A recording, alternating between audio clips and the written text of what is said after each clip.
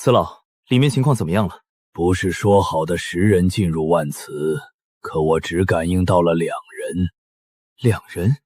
难道接应之人没碰到殿下？去查查怎么回事。这2人修为如何？殿下只有先天境，但另外一位老朽竟然有些看不透。不过从他气血上感觉应该不过20岁。那就好，20岁顶天了，算他入微境。苏静言那个老匹夫倒还算讲规矩，没有让他踏入修炼，意图破坏我们的计划，很好。阁主，那位殿下不懂修炼，我们安排的人没有带他进入，这场考验恐怕不容易完成。不，小金，这万死不辞的考验，实则是对他的改造。他这16年来从苏静言那儿学的，那只不过表面上的东西，真正的东西他需要从现在开始学习，而这个任务便由我们泰安殿来培养。此老放心，我鬼命书生向来说话算话。100年前我们付出了极大的代价，才捕获了这只强大鬼祟。为了我们计划，你已寄身于他，在此地苦等100年，也算是我泰安殿最大的功臣。是时候该离开这小镇了，给你准备的香火庙自然不会小。放心，虽然那小丫头不会有生命危险，但是想从里面走出来，就必须要以血立规，除此之外别无他法。通知上去，让上边将我们铺设的路给咱们殿下一一展开。是。我连杀鸡都未曾，现在却让我去屠戮成千上万的人。陈大哥，你说他们如此安排这场考验，是不是就是为了锤炼我？锤炼？天真！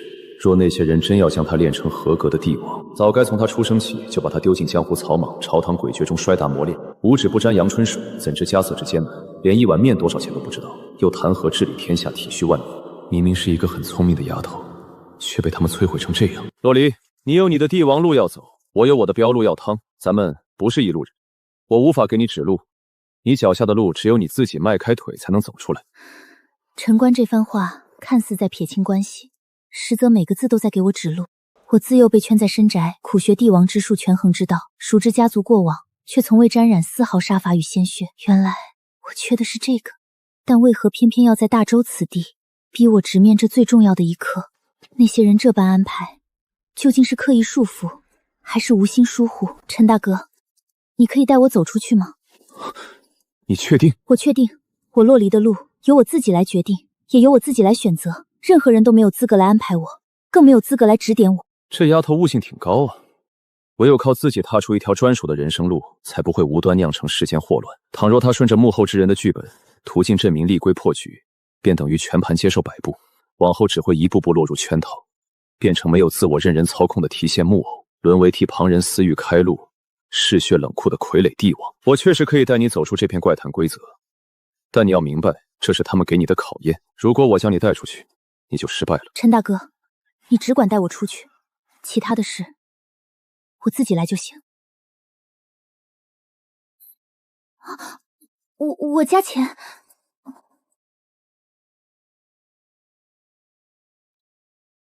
你这才有点帝王的料。感情只有加钱你才会夸人呢。不过这就当你认可我了吧。我们应当是在路过这片小荷塘时，西下的夕阳恰好将我们的影子投射进了荷塘之中，于是那个东西便带走了我们的影子，将我们无形中拉进了这个规则形成的世界中。规则的形成一般都源于人的强烈怨念、天地的煞气交汇，以及世间万物的规矩纠缠。这鬼域的所有杀招都建立在他对万死不辞4字的扭曲之上。他把自愿的信义变成了强制的枷锁，把双向的契约变成了单向的奴役。但他从来不是单向的锁链，而是双向的绳结。外来者一旦承接村民请求，完成的任务越多，耗时越长，就会和鬼域牵变越深。任务会逐步触及鬼域核心运转层面，一步步将人拖入规则深渊。正常应该是阴间入阵，顺着任务触碰到规则深处，找出漏洞，但太麻烦了。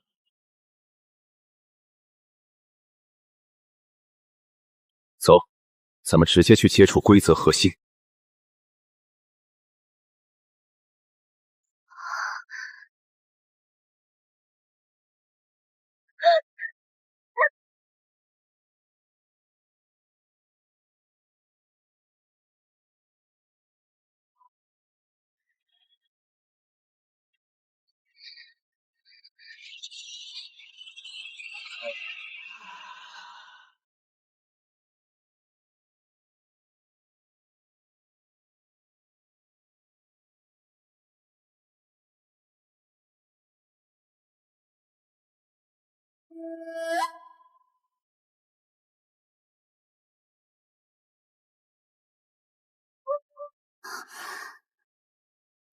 怎么又是这么多怪？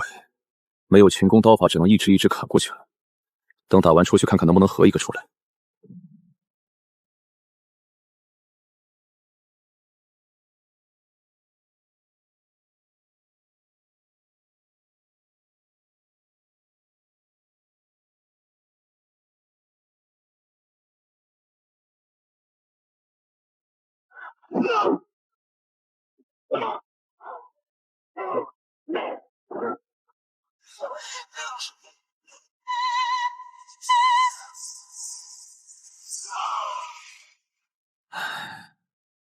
怎么这么多啊？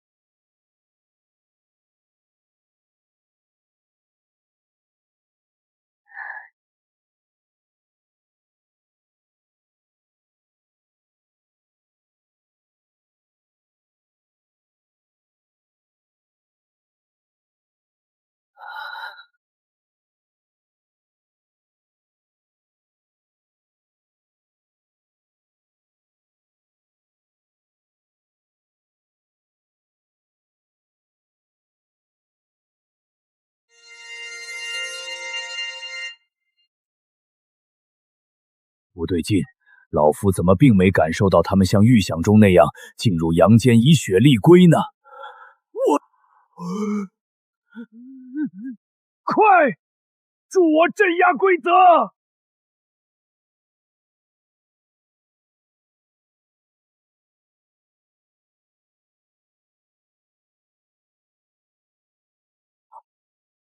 泰安阁用香火奉供了100年的怪谈规则，竟然被破了。当初耗费30年和无数天才地宝，才成功让此老寄身于上，可以将鬼祟带到任何地方，足以顶千军万马。不可能，绝对不是洛离，一定是那个陪他一起进入万磁的男子，岂有此理！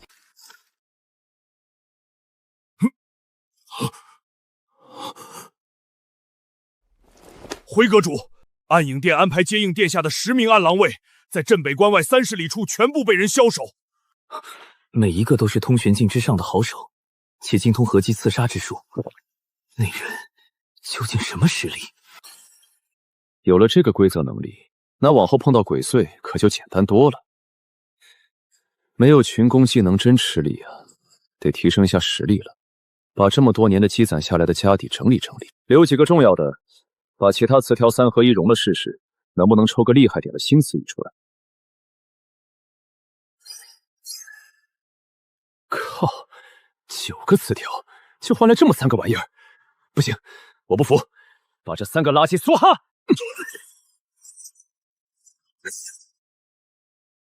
还能无限叠加攻击力，哈哈哈，无敌了！喂，走了，去小镇里面看看。要是没有城关，恐怕真的要困死在那鬼地方了。可恶！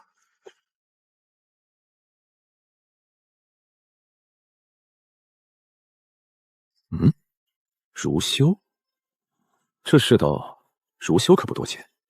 泰安阁右护法张文见过少主，请起。完全看不透这个人的实力，但能破出万磁这种级别的鬼祟，此人绝对不简单。不知这位是？这位乃是大云皇朝的标人陈关。幸会陈标示，我们3人正是奉命前来接应少主回家，接下来的路便由我们来护送便可。不用。如果在进入万磁之前看到这3人的态度，或许我真的会点头同意。但现在我算看清了，这帮人根本没把我当成少主对待。这位少主怎么不像是原计划中的那样涉世未深呢？这似乎要脱离我们的掌控了。既然如此，那便让陈镖师与我等一同随行，也好有个照应。我独来独往惯了，不喜欢身边跟着碍手碍脚的狗腿子。你们想造反复国是你们的事，等完成了我的任务，你们爱带他去哪造反就去哪造反。你，殿下，您怎可将如此机密之事告知一个外人？陈镖师乃是可信之人，至于护送我前往上京城这一路，就不劳三位费心了。不行，我等谋划百年，最重要的环节根本就不是什么造反复国，而全系于洛离一人之身。倘若真的让他到了上京城，落入大周的狗皇帝手中，那这百年的谋划就等于前功尽弃。果然，这些人并没把我当成未来要辅佐的君王。殿下息怒，是属下情急失言。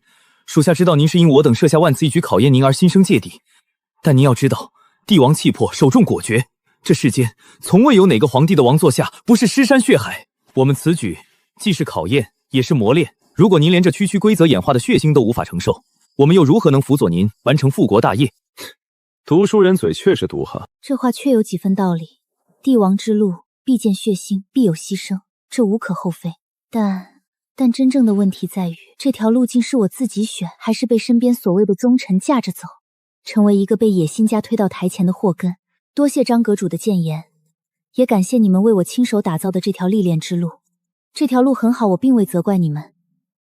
不过，我洛氏的复国路要由我这个公主来走，而此路也必将成功。你们先行离开吧，人多反而不方便隐藏行踪。等我见了舅舅之后，一切再从长计议。不对，不对，到底是哪个环节出了问题？这个小丫头竟然真的脱离了我们的掌控。苏静言，不可能，我们之间有约定，将洛离困在三河县，只教他纸上谈兵的帝王之术，却从不让他真正涉足江湖。苏静言那老东西绝不敢在这件事上动手脚，他也没那个胆子。洛林如此信任这个镖人，定是听信了这个镖人的什么谗言，而且这个家伙也绝对不简单。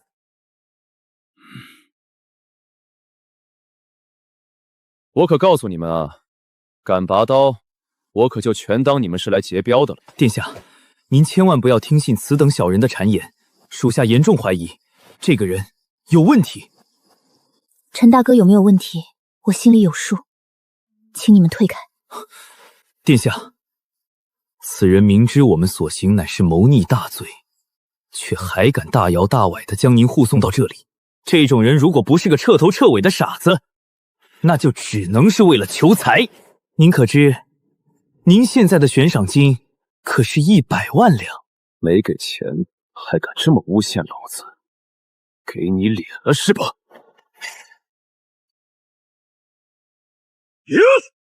阁主小心！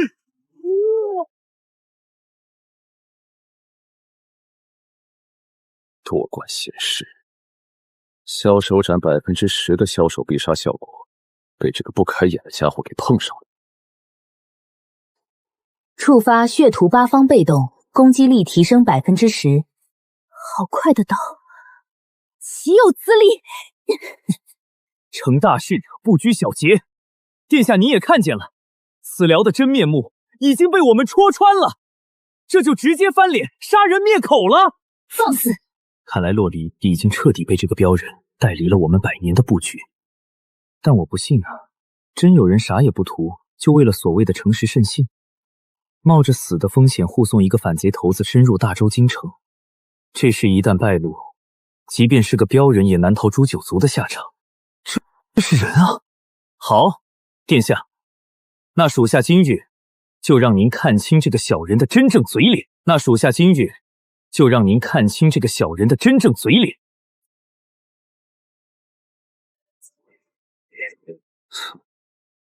真当老子是个菜鸡是吧？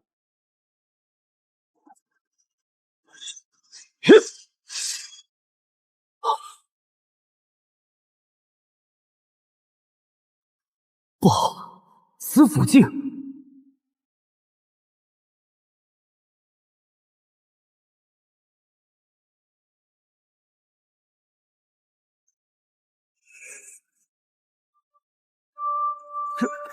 这怎么可能？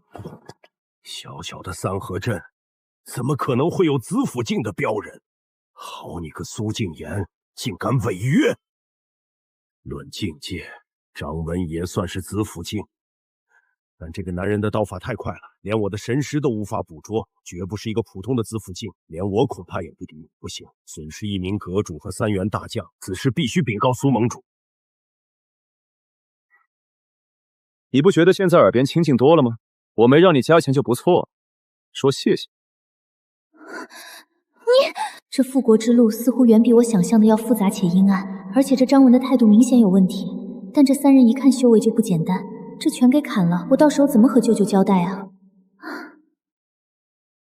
陈大哥，我要不要想办法易容一下？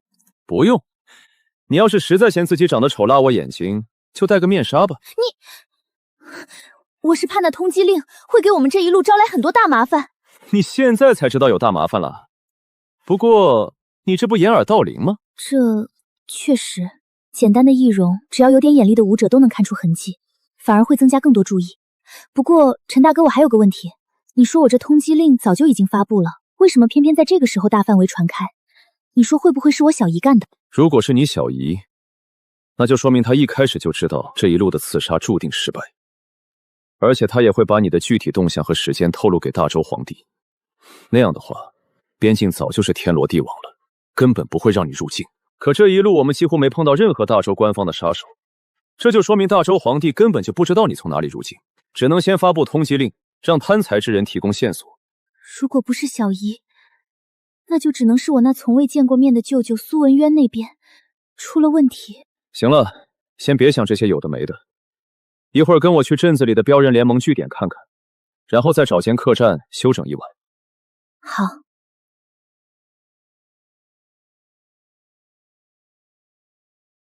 昨天从标行盟会接到了罗通等人留下的消息，他们已经先行朝着上京城方向去了。也不知道这几个老家伙看到那100万两的悬赏能不能顶得住啊？对了，你要不要说说你舅舅那边的布局，给我解解闷儿？我舅舅骆文渊乃前朝镇北王次子，我那位王叔一生喜好游历江湖，也正因此侥幸避过了那场灭国之灾，保留了一部分我骆氏皇族的旧部势力。即便是最普通的子府境，都有着近300年的悠长寿元，能孤身游历江湖，这位镇北王想必实力不低。那也就是说，这位镇北王很可能还没死。我不知道，如今我骆氏幸存旧部，大多是当年不在上京城的，才侥幸躲过一劫。其中便属我舅舅骆文渊这一脉，还算得上是皇室宗亲，也因此一直是由他在主导着我骆氏的复国大计。皇朝继位最讲究血脉传承，正统延续。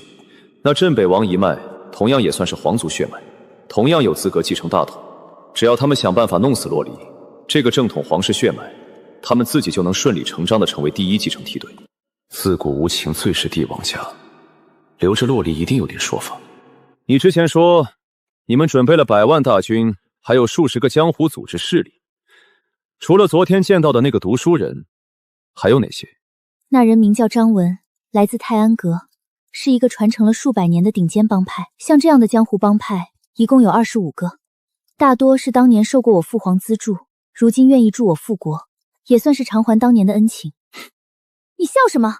他们本就是我父皇当年留下的暗棋，那大周狗皇帝早就开始大肆清算旧臣，他们如今的生存空间已经被挤压到了极限，若不跟着我一起反抗，迟早也是被大周朝廷歼灭的下场。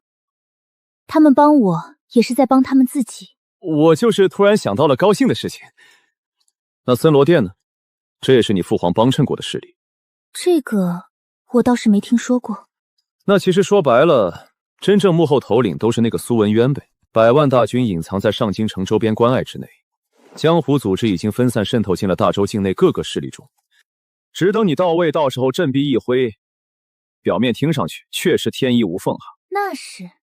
天真的丫头，想要推翻一个庞大的王朝，可不只是单纯的造反推翻那么简单，其中必然牵扯到国运、民心、局势与血脉的衰败。当初子霄的灭亡，定与子霄皇自己脱不了干系，肯定还有更多不为人知的诡秘因素。陈大哥，这一路去往上京城，难道你就不怕吗？你可算是一个制造了灭国之战的罪魁祸首，世间恐怕再也没有你的容身之处了。怕？我怕你在这路上被人砍死，我这钱可就拿不到了。哼，本来是想让陈官送我到大周境内与舅舅的手下会合后，便让他自行离去。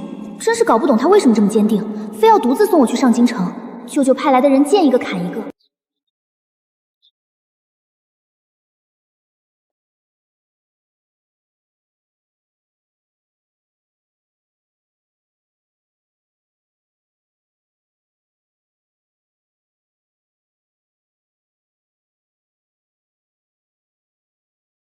无常阁副阁主殷人求见盟主。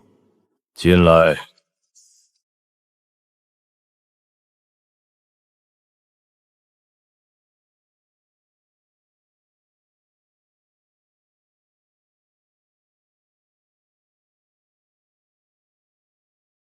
出什么事了？盟主殿下恐怕要脱离了我们的掌控。哦，说说具体情况。殿下进入大周，身边带了一位子府境标人，名叫陈官。此人行事霸道至极，按影殿安排的10名顶尖护卫，全被当作劫镖匪徒尽数枭首。泰安阁设下的万磁鬼祟也被此人强行破除。甚至连副阁主张文以及他手底下2名堂主也被尽数枭首，竟有此等标人！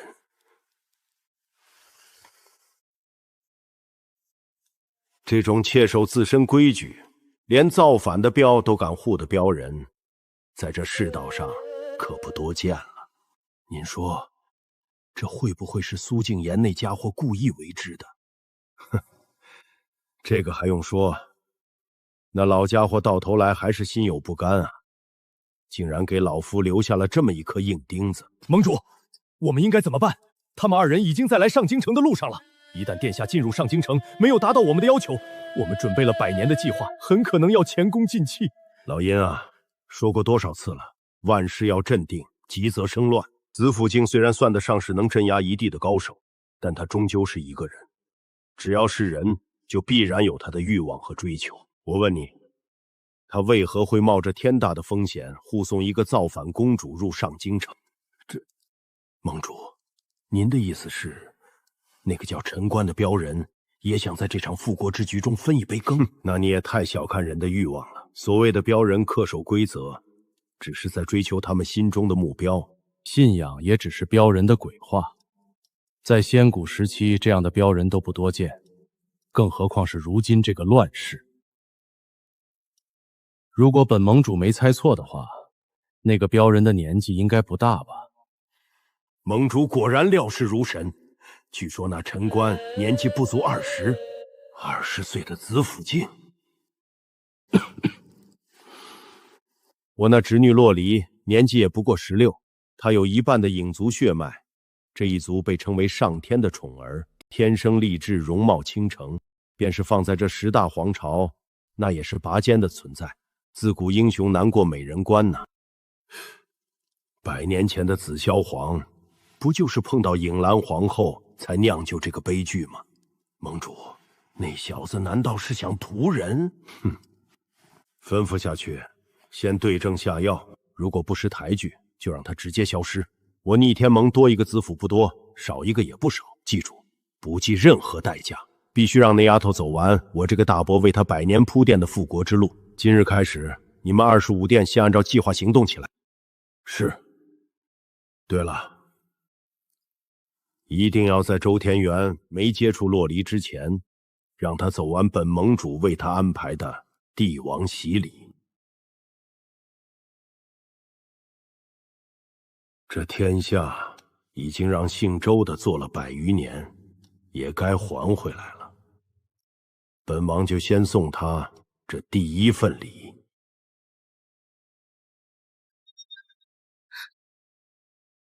姑奶奶，你又咋的了？陈大哥，你说我是不是不应该去复国？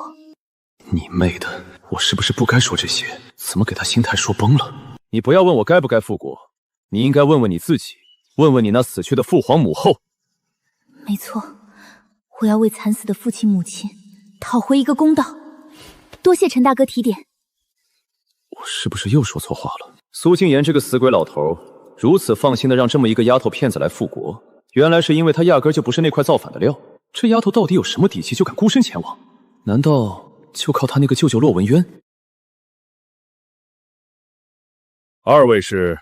在下乃镖人陈官，正护送这位小姐走亲戚。我乃大州镇南军10字坪指挥使。不瞒二位，本使刚收到紧急军情，说有一支妖祟血洗了前方的百元镇，看二位的方向，应该是刚路过那里吧？是的。可有妖祟屠镇？全镇上下无一活口。什么？这位陈镖师，你可知那是什么妖祟所为？如果我没看错的话，那应该是一只千年画皮妖。镇子上数千人的心全都被挖走了。什么？千年画皮妖？这怎么可能？难道是望念山镇镇压的那只千年画皮妖破除封印了？传令下去，东南全境立即进入1级戒备，命庆安郡据守，即刻800里加急上报朝廷。是，多谢陈镖师告知。帮人就是帮己，路太平了，我的镖也好走。不过，那只千年画皮妖刚收集了数千颗人心，短时间内应该不会再次作乱。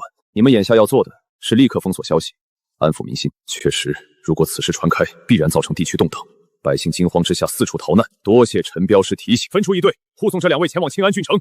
多谢。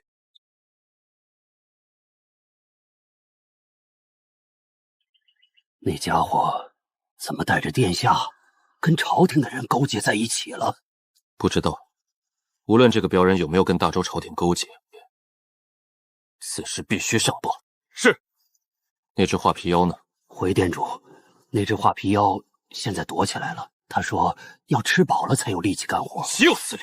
当初为什么要选这么一个不听话的吃货？回殿主，盟主那边能打开的封印有限，而且这也是为少主安排的一场历练。只是前面的几场都让那镖人给搅黄了，属下也不知这一场会不会。你怎么不早点提醒？百年精心布局，一环扣一环，帝王之路试炼，短短500里路全部落空，尽数毁在一个小小镖人手上。行了，先盯着他们，听盟主的指示。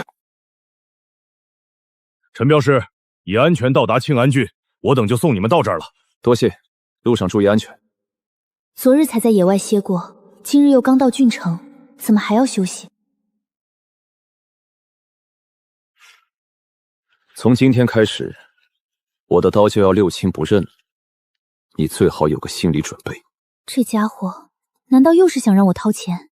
不过钱倒无所谓，现在只期盼舅舅安排的人不要再来接触自己了，否则还没等到上京城，这些年培养的那些好手，真要被这个不讲理的家伙给杀光了。从现在开始，只是抵达上京城，不再停留，日夜兼程。小郎君，看你的打扮，应该是位镖人吧？在下大云皇朝镖人陈官。如此年轻的镖师倒是少见，不知小郎君可曾婚配？真是不要脸，才刚聊了几句，就聊到婚配上去了。怎么，你们是想将这丫头许配给我吗？人家问你有没有婚配，你指我干嘛？只要小郎君愿意，又何尝不可？不对劲，这群人搞不好是人贩子。长得也有点丑，不符合我的择偶标准。如果你们还有别的姑娘，倒是可以让我见见。我哪里丑了？我不管你们是什么人，有着什么样的目的，3息之内给老子退后1丈，否则老子便视你们为劫镖之人。怎么这么冷呀？上一次敢用这种口气跟我白骨娘娘说话的人，还是在100年前。上一次敢用这种口气跟我白骨娘娘说话的人，还是在100年前。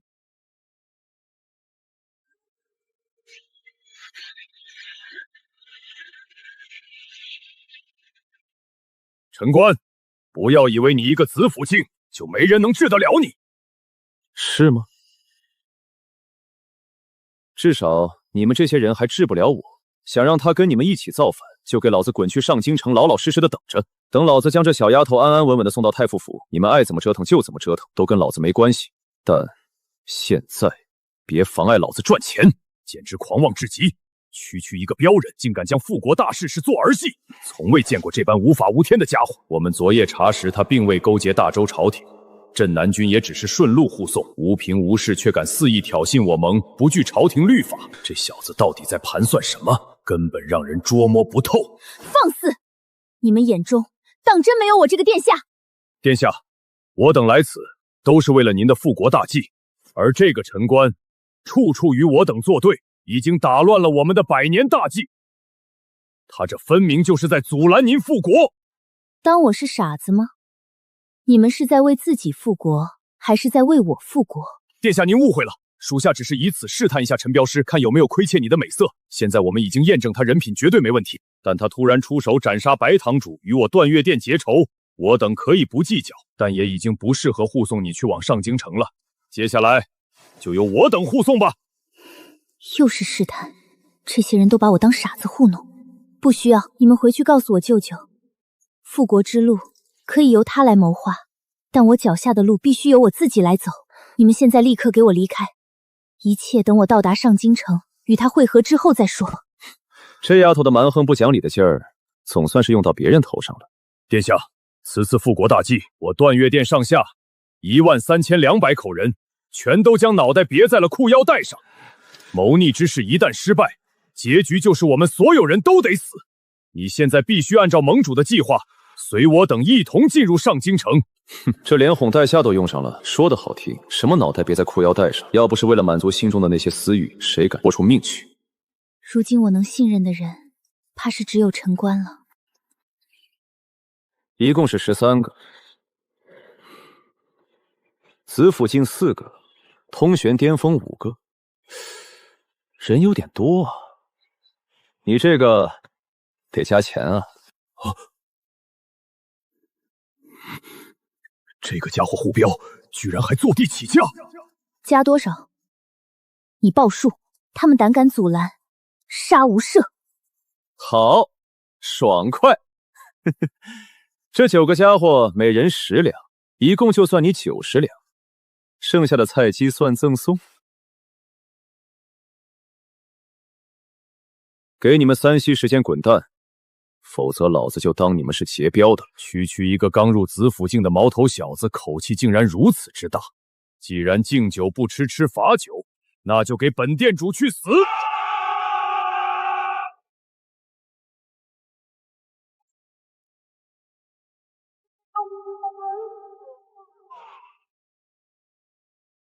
不对，他一定是掌握了一门上古时期的刺杀身法。所有人速速摆阵，开启护体罡力，防他近身刺杀。本来能白赚一笔，这群人偏偏贪心不足，自寻死路，那就别怪我不留情面。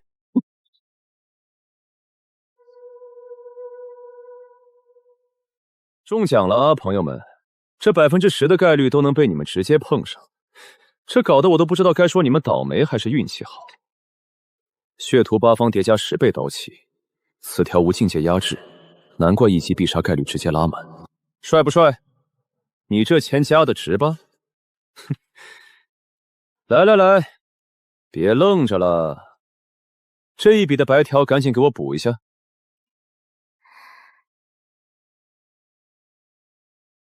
不错，这一路算是适应了厮杀场面，接下来到大周之路能顺畅多了。哼！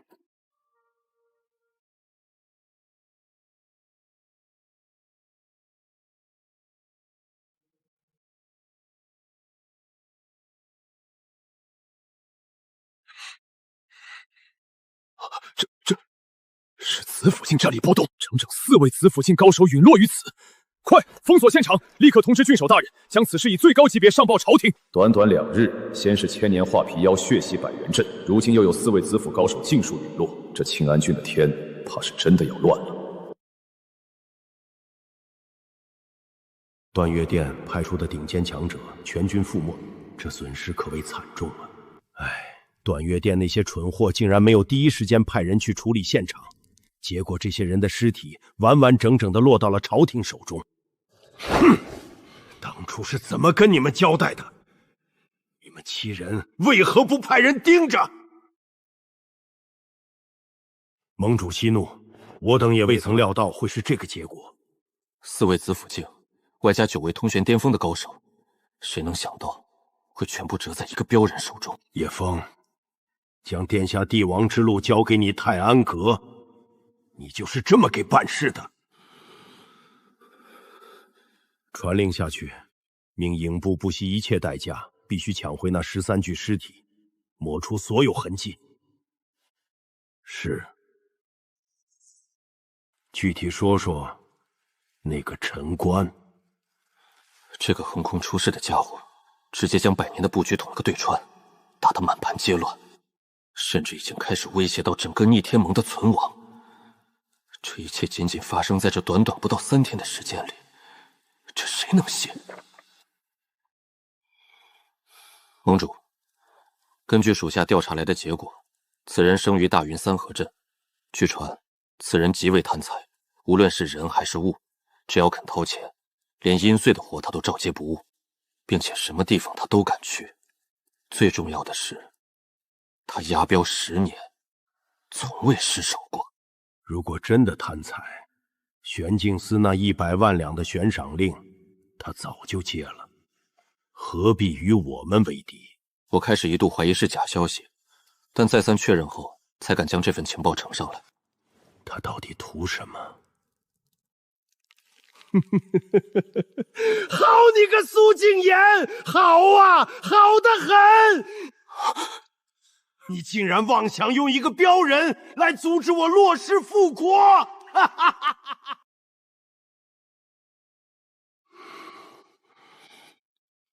盟主，据我打探到的消息，那苏静言已在殿下出发之前便重病去世了。去世？哼，那个老鬼怎么可能这么轻易就死去？就算你们都老死了，他也不会死。这个确实，苏静言能坐上胡国国师这个位置，靠的不仅仅是他那谋算之能，更需要与之相匹配的实力。苏静言假死脱身，显然是算准了此局的成败，也违反了100年前的约定。现在想找到他，几乎不可能。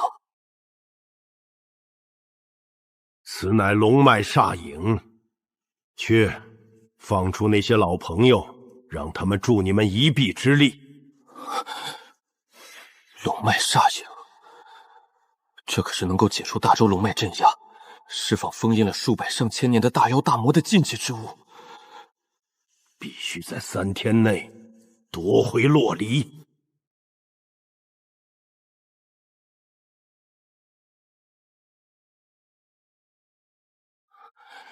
是。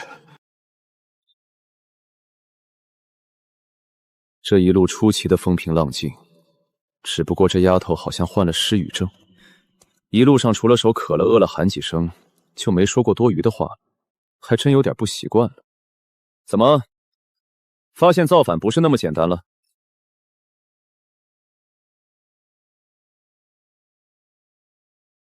陈大哥，我发现我这一路好像都走错了。你妹的，这心态不会真的崩了吧？这一路走来，我才发现，我所掌握的一切，只适合让我去做一个太平盛世的帝王。我根本不适合去走这条布满荆棘与鲜血的复国之路。说说，为什么不适合走这条复国路？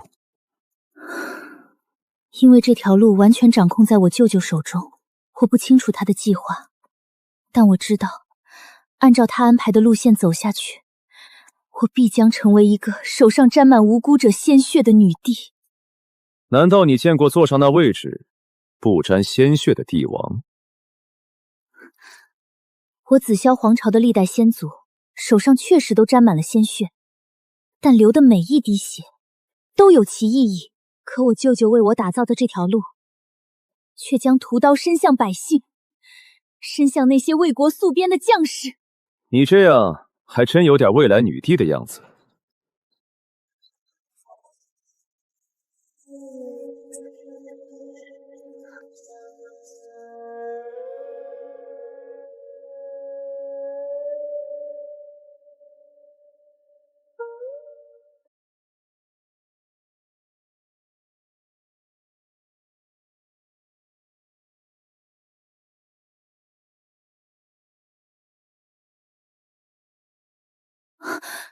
是人脑为实的山魈，妖髓与魔髓的结合体，与画皮妖同属一个级别。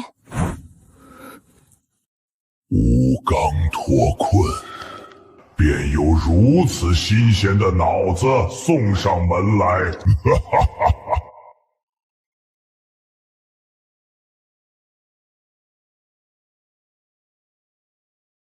大胆妖孽，不想被挫骨扬灰，就随老夫回镇魔塔。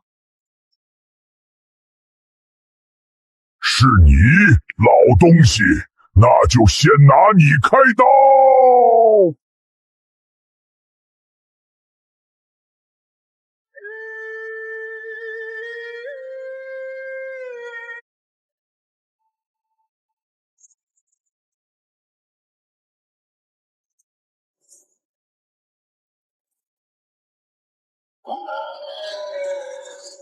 天锁困兽。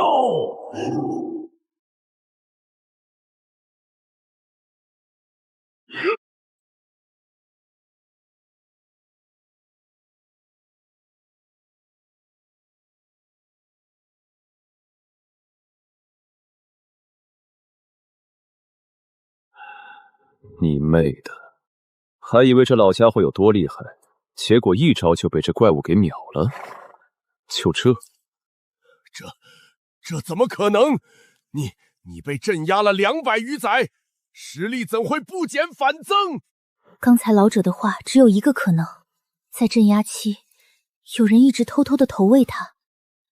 既然你这老鬼不识抬举，那就让吾先尝尝你的脑子。走吧，那怪物不是冲着咱们来的。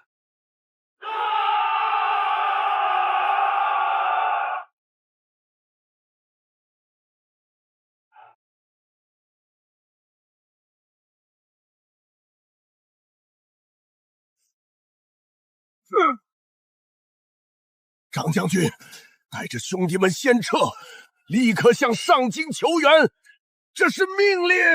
撤，前往广安郡，让郡守派兵增援。老东西，怎么可能让你们跑掉？兄弟，别愣着，赶紧快跑啊！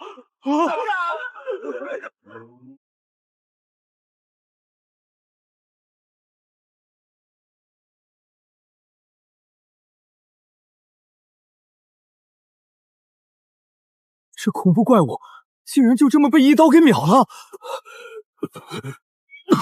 多谢少侠救命之恩，敢问恩人尊姓大名？镖人陈关。行了，起来吧，将此事原本上报朝廷。陈大哥，刚刚明明可以不用死那么多人的，你为何不出手？你能看出你舅舅有问题，能看出你这条复国之路有不对，那就说明你已经走对了你自己的路。只要你自己走得稳，走得正便好。帮是情分，不帮是本分。找清你自己的位置，走好你脚下的路，想想你自己应该干什么，不该干什么。陈大哥，我知道了。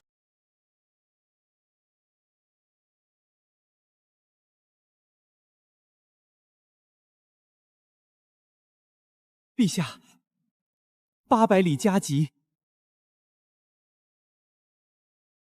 念。启禀陛下，关内5州境内于这3日之内，有5只千年大妖与3只千年狮王接连破除封印，逃脱而出，已在各州府造成数万平民伤亡。各地守军正调兵遣将，全力镇压。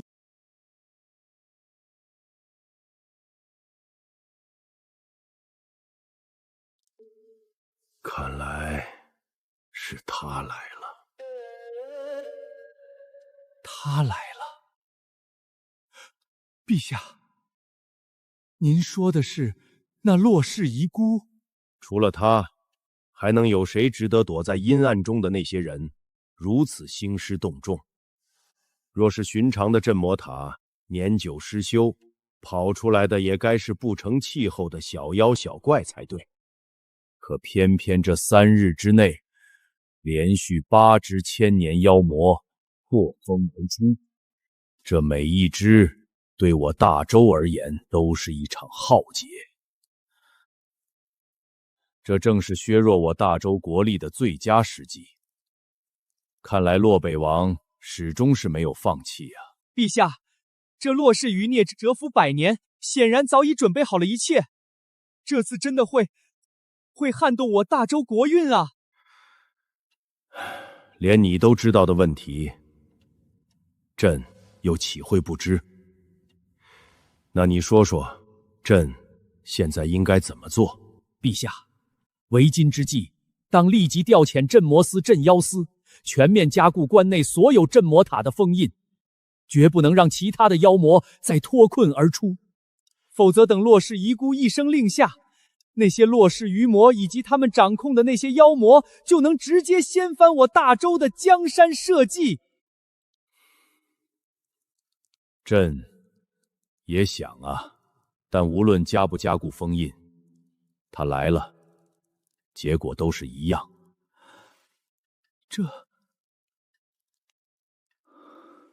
对了，陛下，镇压在平阳郡镇魔塔的那头千年山魈，刚一脱困，就碰上了镇魔司的王元。王元怎么样了？他被那山魈当场击成重伤。什么？那山魈惹到了一位路过的镖人，被那位镖人给一刀斩了。镖人？怎会有如此厉害的镖人？一刀斩杀千年山魈，那至少也是子府巅峰。据军报推测传来的消息，这位镖人很可能是斩杀那13位江湖游侠的凶手，砍头切口平诊一致。只是此人身份太过特殊，兼之有着一刀斩杀千年山魈的恐怖实力，下面的人不敢擅传，这才将消息上报，还望陛下定夺。我大周境内何时出了这么一号厉害的镖人？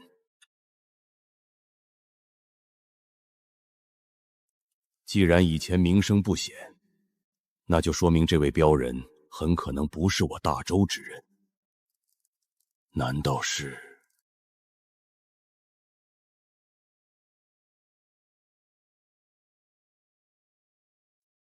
有没有查明那13位江湖游侠的身份？回陛下，暂未查明。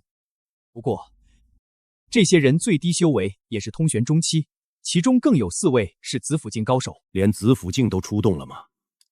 难道是因为他？那镖人护送的是不是一个小丫头？陛下果然料事如神，他护送的确实是一个小……那小丫头该不会就是……这几日收到的所有消息，竟与当初苏敬言传给我的那封密信预测的时间完全印证。速速查明那13人的身份。诺。800里加急。宣。陛下，那13具尸体在运往的途中，突然被一股不明势力的人劫走。混账！你们都是干什么吃的？行了，退下吧。传朕旨意，命镇魔司、镇妖司、玄镜司3司齐出，不惜一切代价镇压各地妖魔。令命镇北军、镇西军即刻拔营，全速向京师集结，让宗人阁阁主立刻来见朕。我要与那前朝余孽在此皇城之下决一死战。诺。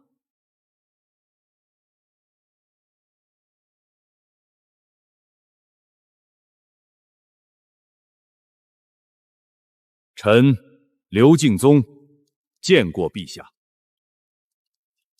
刘爱卿免礼。国战将起，如今这大周朕能信得过的人不多，你便是其中之一。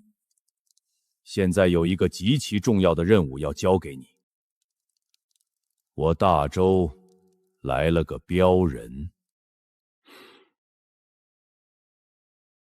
还有800里就到大周上京城了，这走了快1个月，总算是要到目的地了。也不知道你这死丫头片子，到时候还不还得起？行了，起来了。我们这连续赶了1天1夜的路，你就不能让我多休息一会儿吗？哼，你也是武者了，几天不合眼都死不了。别废话，赶紧上路。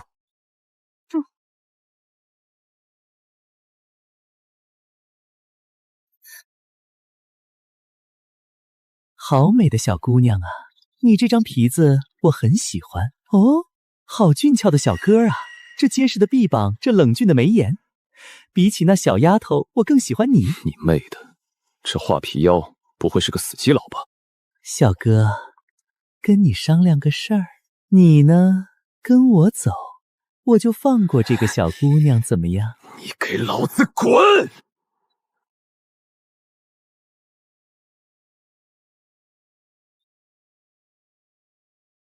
哎呀，小哥哥怎么这么粗鲁嘛？哦，忘了告诉你，我的本体是一张皮影。皮影，陈大哥小心！是吗？这样，我跟你打个赌，你让我砍3刀，如果3刀之后你还不死，我就跟你走，怎么样？哦，这可是小哥哥你说的哦。我说的。那好，来吧，小哥哥，快来砍我吧，我已经等不及了。看什么看？这个男不男女不女的东西是冲着你来的，我已经被恶心坏了，你得给我加钱。但人家是看上你了呀，给你加100两。小丫头，你是在侮辱吾吗？吾就值100两。行了行了，你好歹是一只千年妖，跟一个小丫头计较，不觉得丢人吗？小哥哥说的有道理哦。来，快砍我吧。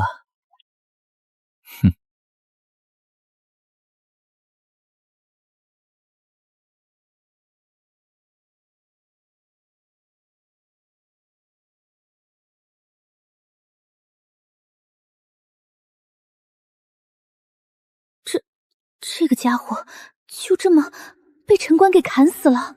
行了行了，发什么呆？这个家伙还真是什么时候都忘不了赚钱。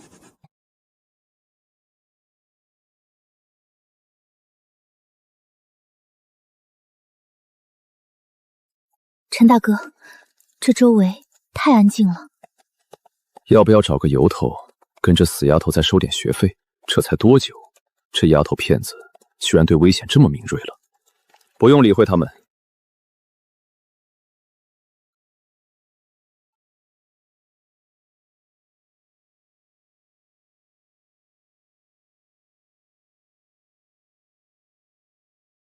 像，真是太像了。洛公主，其实你本不该来大周。别磨磨唧唧的，有屁快放，老子赶时间。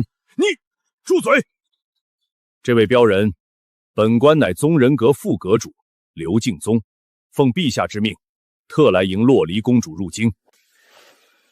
他们是来接你的，怎么说？人有点多，得加钱。难道只要加钱，他就能与整个大周为敌？好，加10万两。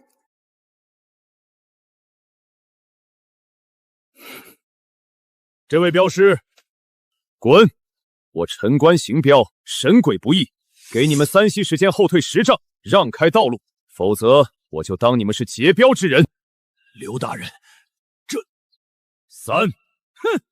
你算个什么东西，也敢在大周宗人府面前放肆！2，小子，你怕是真不知道我大周宗人府的力量。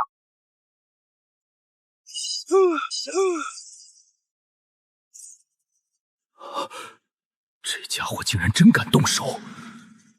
岂有此理！结阵！飞！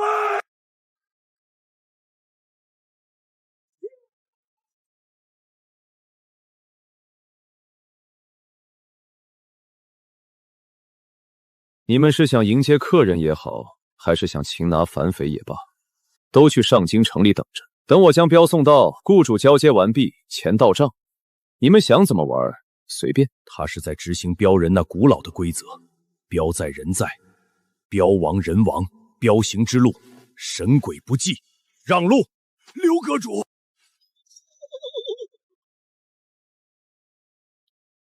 打扫战场，然后远远地跟着他们。是。陈大哥，你此举前去上京城，那狗皇帝很可能已经布下了天罗地网。说说看，到了上京城，你打算怎么复国？陈大哥，你先答应我，知道后不要阻止我，不让我去上京城。那你还是别说了，我可不想心里增加压力。你到了上京城，你自己看着办就行。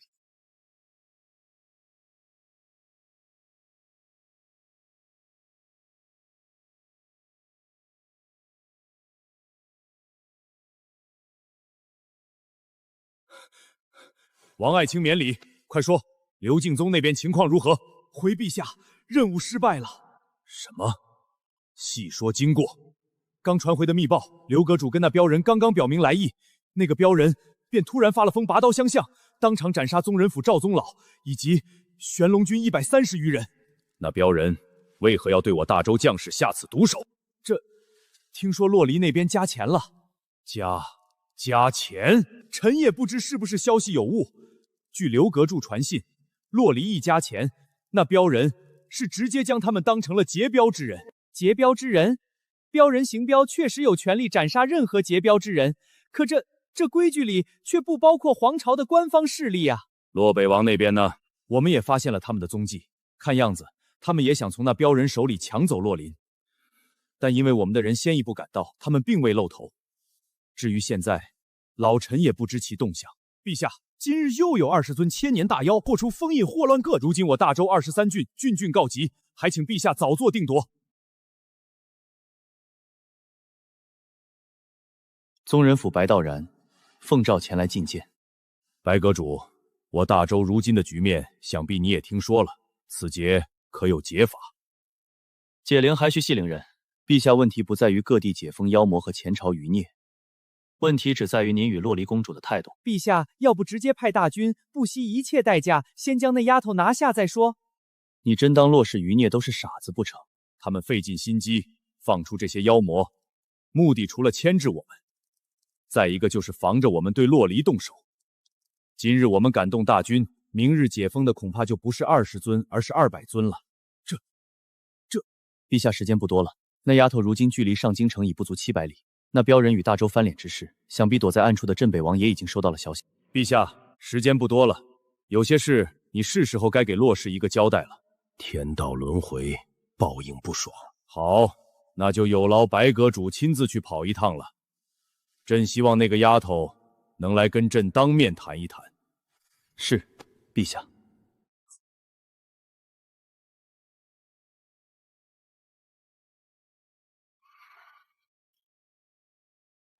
那个陈官连大周玄龙军都敢斩，他到底是哪一边的人？原本我以为他是苏敬言用来对付我的，可这怎么连他们自己人都敢？不图财，不图色，不图权，他到底是为了什么？总不能真是为了那句收人钱财送人到家的镖行规矩吧？岂有此理！让这么一个家伙以一己之力就将我谋划100年的大计全盘打乱。一旦让洛离进了上京城，我这太傅的身份就会暴露，周天元必然会顺着我的身份将我这100年的布局连根拔起，到那时我将再无东山再起的可能。盟主眼下首要关头，我们必须尽快做好接下来的打算。没错，洛离距离上京城已不足700里，而且他身后还远远跟着刘敬宗率领的玄龙军，等于我们之前给殿下安排的复国之路已经彻底宣告失败。现在我们必须要重新制定方案，传令下去，加派力量，不惜一切代价夺回洛离。盟主，那洛离也不过是前朝皇室瞬息的血脉，您也是啊。本王的命令，你们也敢质疑？不敢。传令下去，3日之内集结100万大军，各方郡城立刻响应，不惜一切代价夺回洛离，做好大战的准备。是。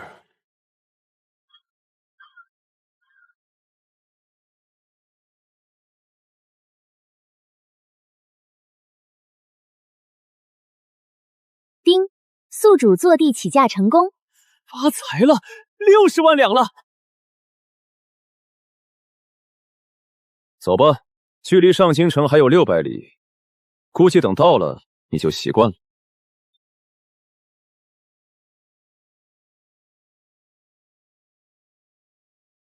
看气息，应该还是那些前朝余孽。来人，打扫战场。本阁主这一路竟然成了擦屁股的了。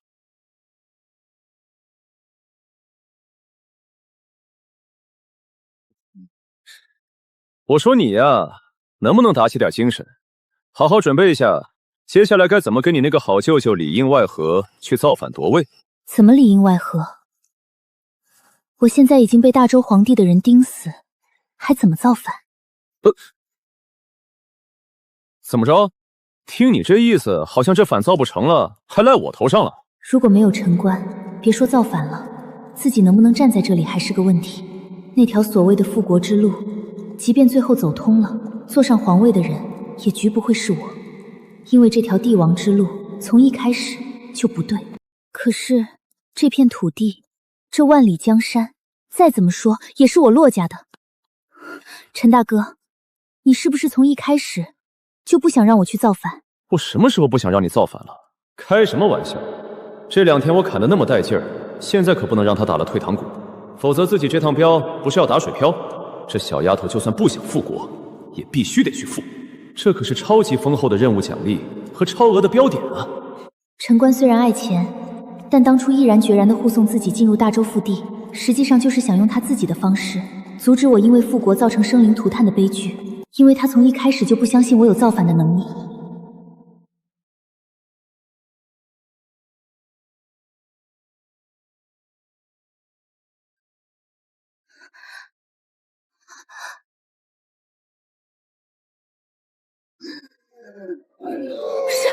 是白毛江煞，这是阴霰，是最为嗜血的一种存在，是由尸体异变而成，没有灵智，天生以活人血肉为食。这里怎么会有？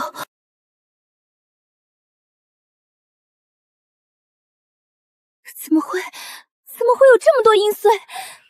先走。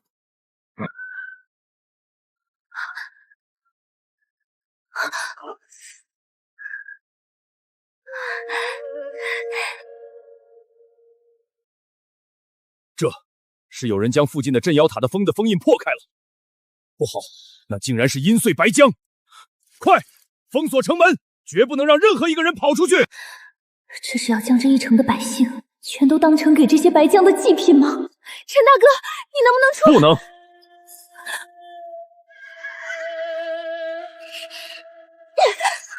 我可以加钱。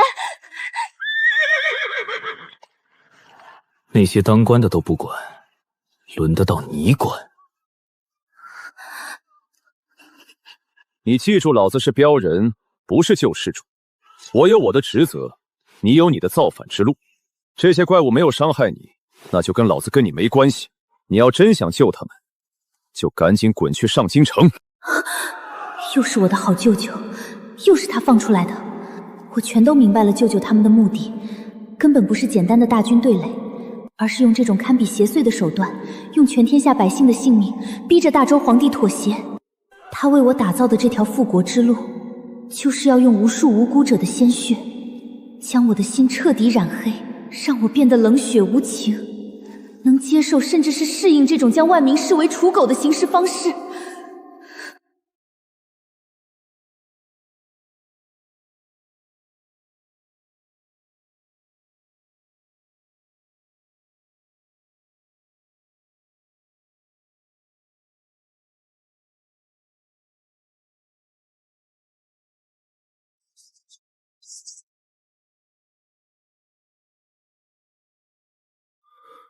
这是什么刀法？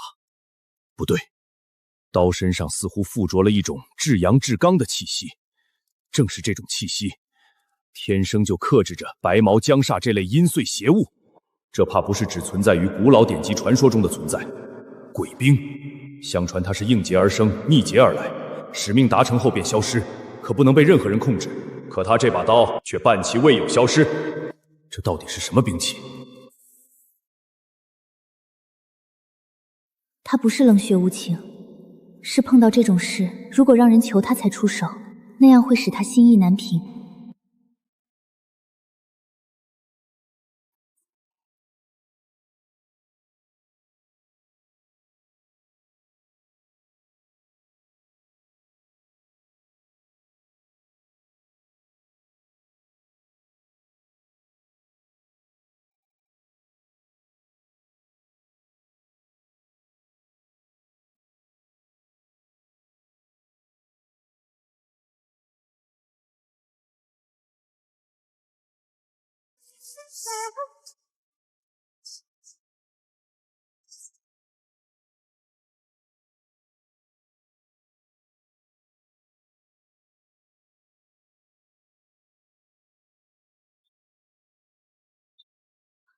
陈大哥小心！哼，要是靠你这黄毛丫头来提醒，老子脑袋早搬家了，还混个屁的江湖！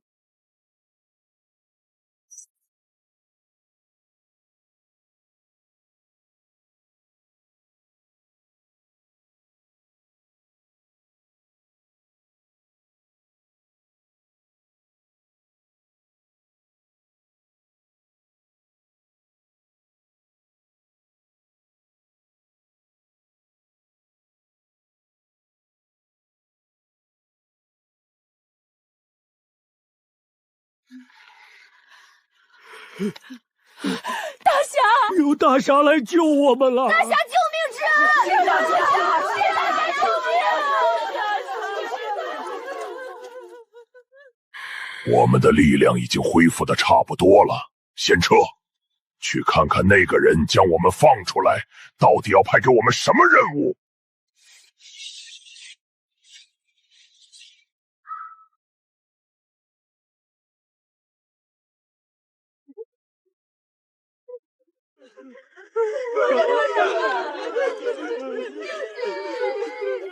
多谢恩公，多谢大侠救命之恩啊！老天有眼，降下活神仙，活劈了这些吃人的畜生啊！要是您再晚来一步，我那刚满月的孙儿就要被生吞了呀！恩公，您是我们全家，是我们全城的大恩人啊！是啊，恩公，留下你的大名，我给你设长生位，让我子孙后代奉公。滚！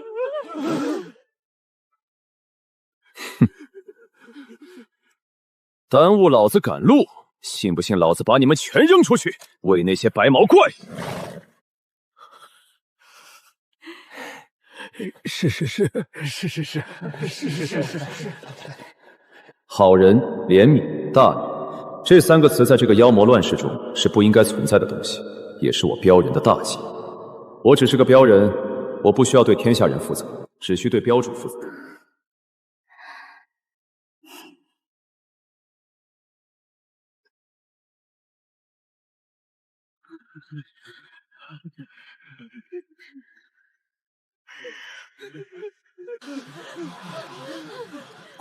快走！恩公大侠已经走了，我们得赶紧离开这个鬼地方，去找官府。找官府？你瞎了不成？你没看到那是什么？那就是官府，那是来封城让我喂的怪物的。唉，我也没有办法。阴岁的可怕之处，不仅在于他们自身的强大，而是他们体内那阴毒无比的尸煞之气。普通人只要被抓伤，甚至只是沾染上一丝煞气，便会在几日的时间变成只知嗜血的僵煞。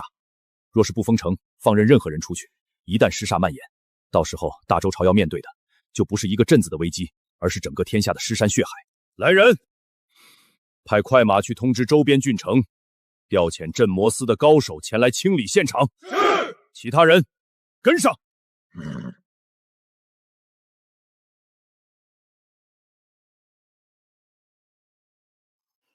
陈大哥，我想暂缓复国，你能不能带我走？你妹的！老子的700多标点，老子那60万两白条，近在咫尺。你现在跟老子说不去了？哼！老子跋山涉水，不远万里陪你个死丫头走到这里，眼看就要到地头了，你说不去了？你逗老子玩呢？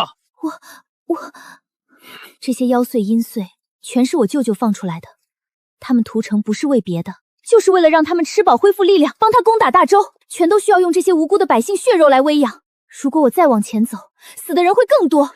即便是我父皇在世，他肯定也不希望我这么做。而且这皇位我也不需要用别人的命来换，我会亲手斩掉那个狗皇帝的脑袋。但我不想跟我舅舅掺和在一起。陈大哥，我知道一处宝藏，那是我父皇留下的后手，只有我能打开。虽说不是富可敌国宝藏，但可保你一生衣食无忧。你带我走好不好？去哪里都可以。不行，我要的是标点，不是钱。早知道就不该给他灌那种什么人间疾苦的心灵鸡汤，就该让他一心一意的想着杀回上京城，当他的女皇帝。不过我也早有预料，这个丫头原本就不是那些人用来造反，她现在这种心态才属于就这个年纪本应该有的心态，但她注定只能向前，不得退缩。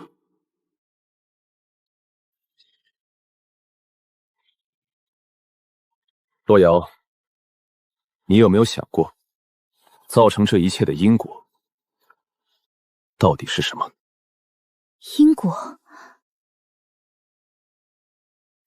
我不知道什么因果，我只知道我舅舅的野心很可怕。洛瑶，我告诉你，放弃复国，远远比你去复国要更加艰难。从你当年被送出皇宫的那一刻起，你就已经被人推进了这个叫江湖的漩涡里，因果早已经落在了你的头上。你既是你洛家血脉最后的希望，也是那大周皇帝眼中钉肉中刺，同样也是你那位舅舅的拦路石。你不死，他们都睡不着。我知道今天这座城里的惨状确实并非你所愿，但只要你还活着，只要你还是紫霄皇朝的末代公主，那么无论你走到天涯海角，这样的事情都还会发生。你逃不掉，也躲不掉。以我身上的秘密，他们是绝对不会放任我活在世上，哪怕我放弃复国，也必然会招来无尽的追杀与追捕。你之前说你父皇被害，乃是你舅舅告诉你，但有些事，眼见为实，耳听为虚。是啊，我对于国家的仇恨和未谋面的父亲这一切的认知，全都源于那个强势的舅舅和爷爷的只言片语，我从未亲眼见过。万一……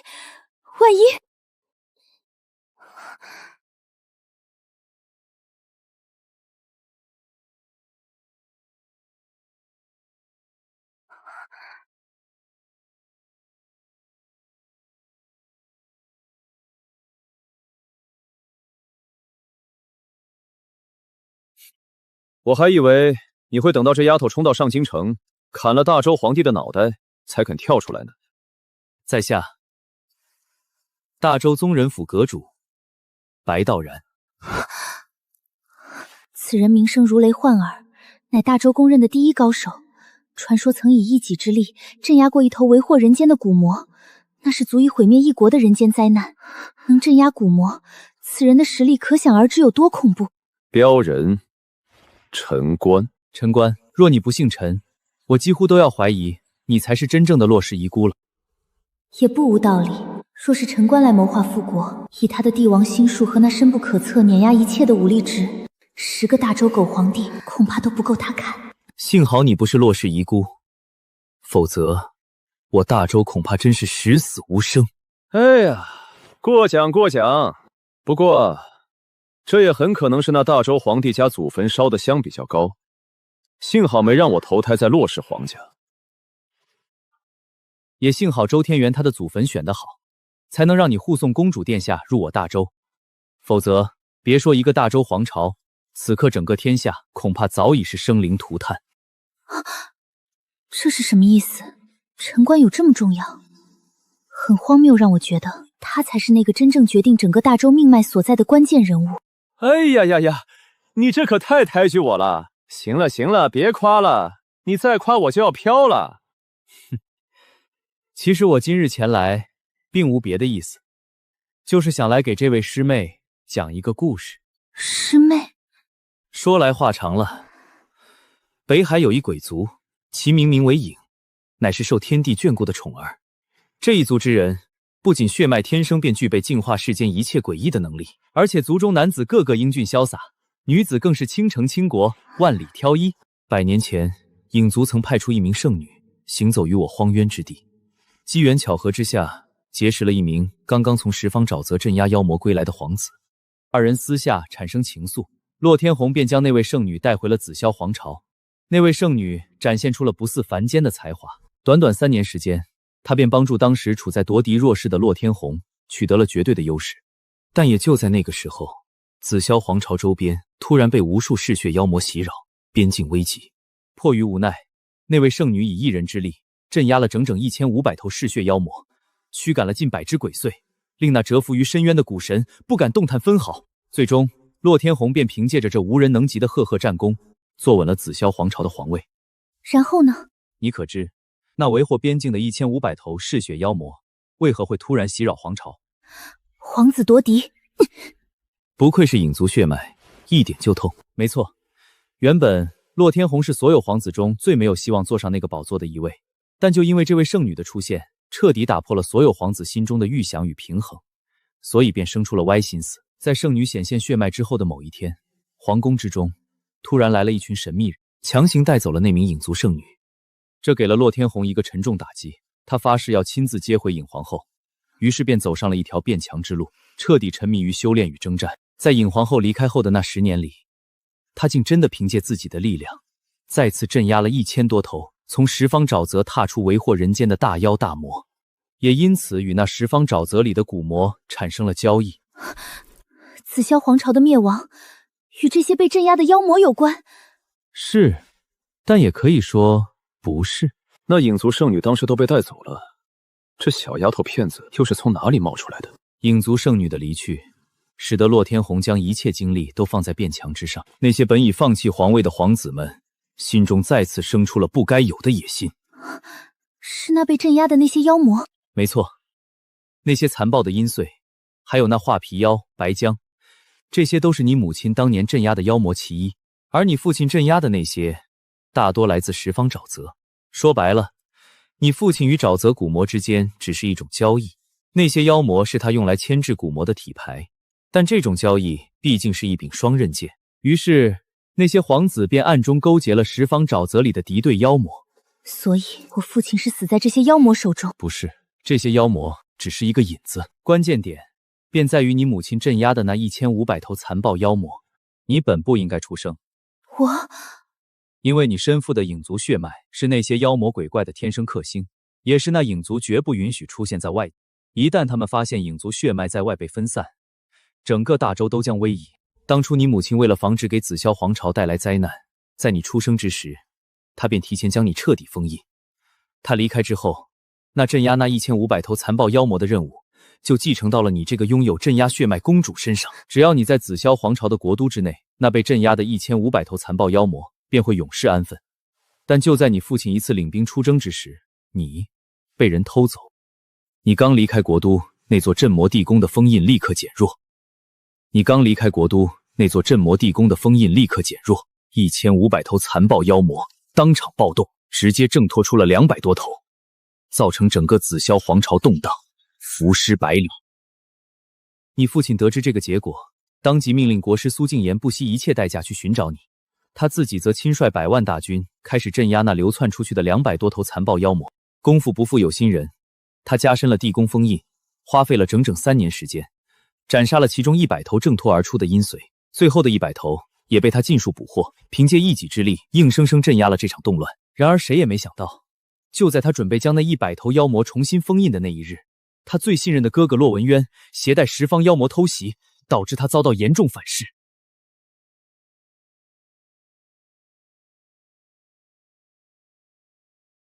不好，朕关手！我说你个小丫头片子，脾气还大得很，气得血脉都开始暴动了。你先听人把话说完再生气。这竟然是镇压之力。继续说吧。洛文渊为了坐稳那个皇位，谋害你父亲，又将整个洛氏皇族屠戮一空，让他成为你之外的唯一继承人。不过洛天红能坐上皇位，自然不是庸才，他提前留了一个后手，便是他的亲信，也就是当时的30万镇妖军的司主周天元，以及他与十方沼泽交易的底牌。当时的周天元正在外执行任务，等他回来时，便收到了你父亲留下的一封密信。周天元按照密信，动用了你父亲留下的那300头大妖，将洛文渊的势力一一瓦解，最终驱离上京城。可这个时候，皇位已无洛氏血脉继承，他便应了你父皇密信临终所托，暂代皇位。也就在这个时候，苏敬言也终于找到了你，但你已经不适合返回大周了，因为影族终究发现了你，并派来了使者。为了保住你这唯一的皇室血脉，周天元与苏敬贤只能跟洛文渊妥协。3人之间达成了一个约定，约定中，苏敬言带你远走他乡，隐姓埋名，防止影族的清除。周天元暂代皇位，放弃追杀洛文渊，以换取他不再作乱，不将你存在的消息告诉影族。而那镇北王洛文渊也刚好需要时间重新发展自己的底蕴，于是便同意了这个约定。最终3人便以你解封为界限，重新划定那个护卫。而你解封的时间为期是100年，刚好就在16年前到期。原来我准备了16年的复国大计，我坚守了16年的国仇家恨，从头到尾竟然是一个彻头彻尾的骗局。原来洛文渊早已设下死局，若洛离不肯顺着他的复国之路走，他便泄露洛离的踪迹，引鬼影族清洗家族血脉。苏静言为保住洛氏最后火种，只能妥协，任由洛离踏入圈套。而我就是他苦苦找寻的破局之人。苏月当初在标路上百般阻挠，原来并非刻意针对，只是不愿让洛离落入既定死局。一旦洛离体内的镇压之力被洛文渊利用，那些被封禁的妖魔尽数破封，届时不止大周皇朝，整个天下都将生灵涂炭，迎来末日浩劫。所以那个暂代皇位的大周皇帝，如今屁股坐热了，就不想起来了，是这个意思吧？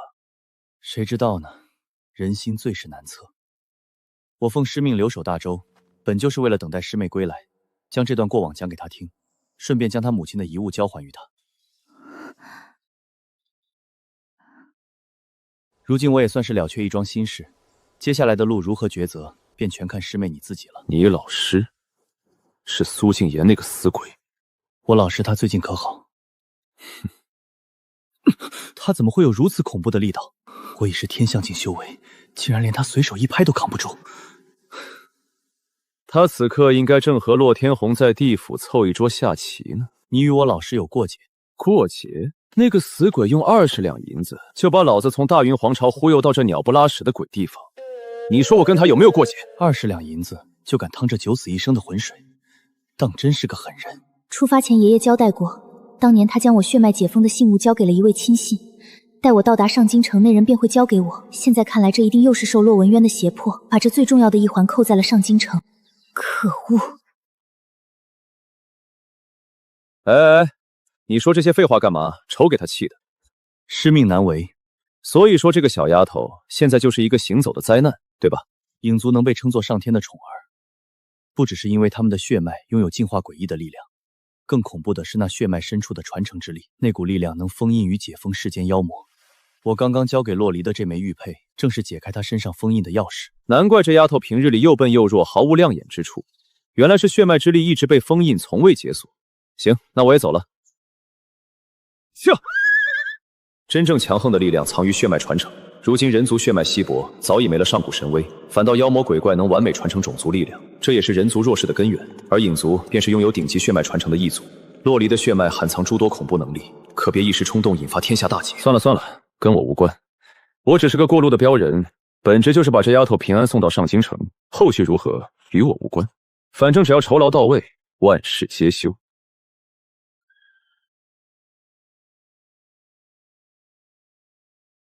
阁主，为何方才不将他们留下？我为何要留下他们？陛下的本意便是让他们入京，你们直接前往上京城等候即可。啊，阁主，若真让他入京，万一他与洛文渊会合，我大周江山岂不是岌岌可危？行了行了，那你去了。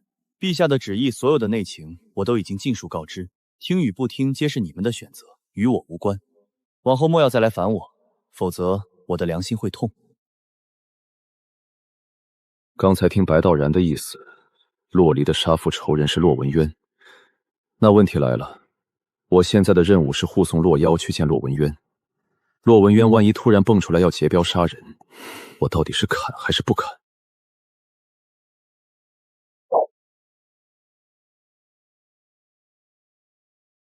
有好几只是刚才在城镇中大开杀戒的紫府境大妖，可恶！陈大哥，你躲远一点，这次交给我。你确定？那你自己解开封印吧，放心，你伤不到我。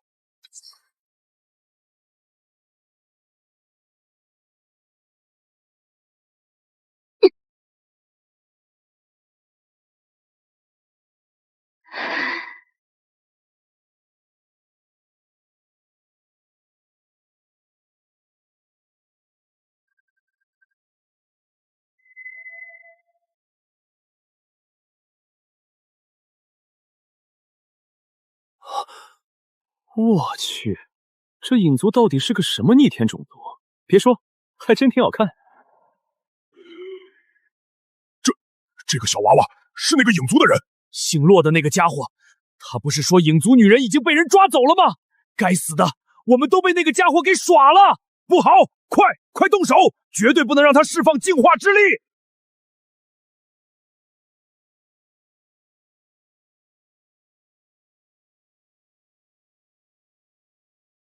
这就是进化之力，确实是不讲道理。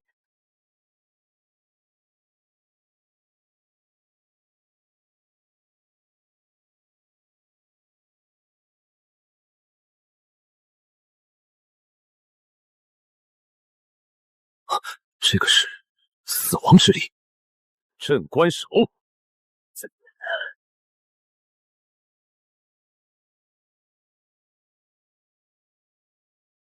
就这，弄死几头妖魔就把自己给干废了。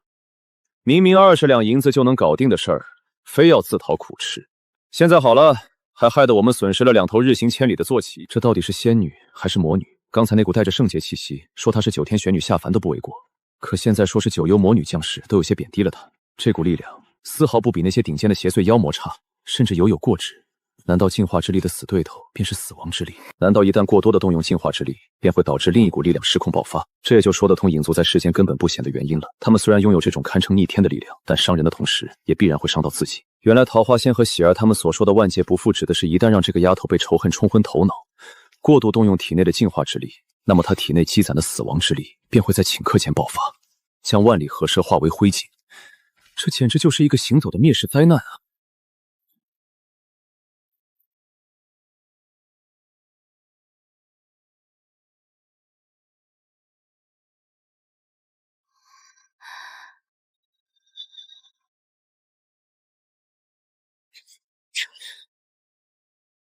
真是，这是怎么回事？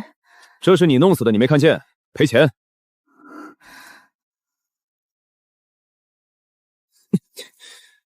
你看看你现在这鬼样子，离我远点，别吓到我。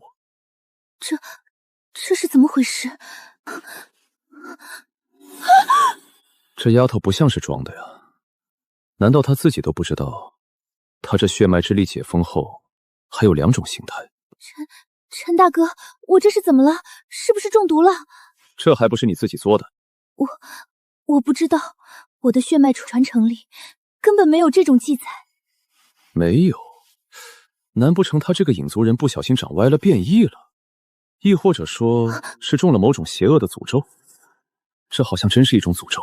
这丫头的血液竟然全都变成了令人心悸的纯黑色，这个丫头搞不好真要成什么9幽魔女了。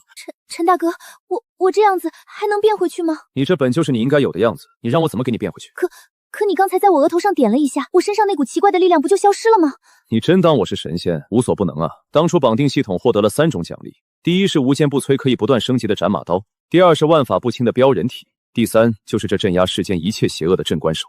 可他这力量正在不断变强，如果爆发瞬间扩散开，所过之处万物殒灭。那陈大哥，是不是这种力量再爆发，你还可以帮我镇压？镇压不要力气啊！我可以加钱。这倒不是加不加钱的问题，不过既然你这么有诚意，我也不能驳了你的面子。正好，咱们先把之前的账给结一下。为你弄死了3匹宝马，替你镇压了2次死亡之力，前边这个就当赠送。接下来，只要你这死亡之力爆发，给你镇压，就收你1000两吧。我不信他没有办法解决我身上的问题，肯定是钱没到位。800多标点了啊！这一旦交了任务，升到天象境，还有他陈官买不起的东西。走。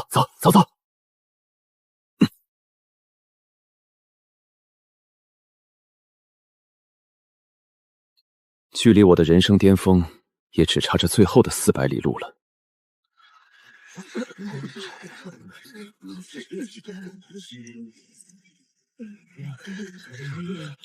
小伙子，你们这是要去上京城？对，去上京城办点事。去不得呀！为什么？你这……老伯别怕，我这妹子是中了毒，正准备带她去上京城拜访名医呢。上京城现在去不得了呀！听说城里关押的那些妖魔全都暴动了，城外不知道是从哪里来的一支大军，正在攻城呢。难怪这关键的几百里没有任何人截杀，原来在前边狗咬狗打起来了。多谢老伯仗义直言，这些银子你拿去给乡亲们分的当路费吧。真打起来了。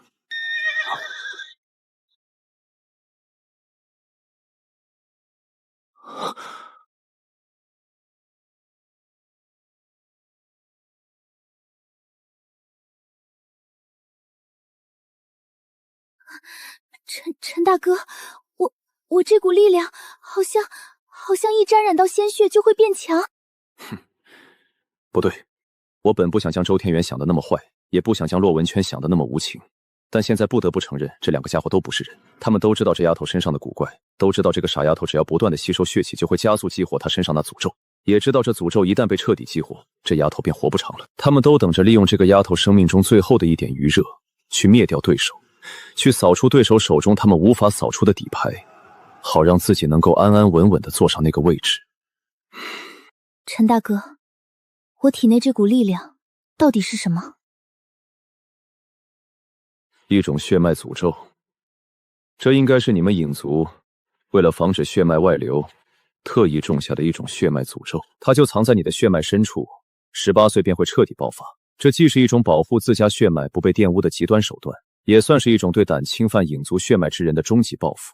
陈大哥，送我去上京城吧，我想去看看我父皇。想好了，去上京城。一旦诅咒爆发，万里之内万物隐灭，寸草不生。你不是说我只有一日可活吗？我现在只是想去我父皇的坟前看一眼，离我父亲近一点。如果我身上的诅咒你真的压制不住了，我希望在彻底爆发之前，你能亲手用你最快的那一刀，让它永远不要爆发，好不好？可以，但得加钱。陈大哥，这个给你，这是一张藏宝图，里面的财物足以让任何人一生都用之不尽。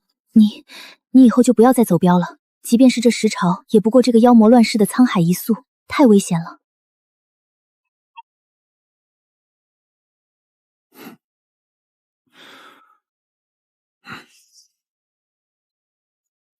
老子不要空头账，就算你要死，也得先把欠老子的账还清了再说。陈大哥，你是不是舍不得我死呀？不，你死得越早越好，免得到时候惹下大麻烦，把我的名声一起搞臭了，让我以后接不到生意。反正你不接这藏宝图，我就当你舍不得我死。哼，你少臭美了。还嘴硬，不然这可是一生都享用不尽的财富，你为何不接？如果我不是什么洛家公主，不是什么影族血脉，只是一个普普通通的乡野丫头，那该多好。还嘴硬，不然这可是一生都享用不尽的财富，你为何不接？如果我不是什么洛家公主，不是什么影族血脉，只是一个普普通通的乡野丫头，那该多好。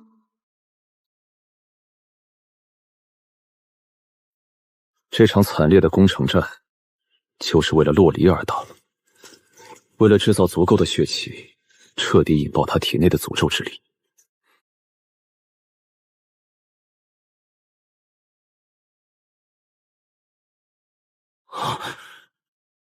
阁下何人？路人。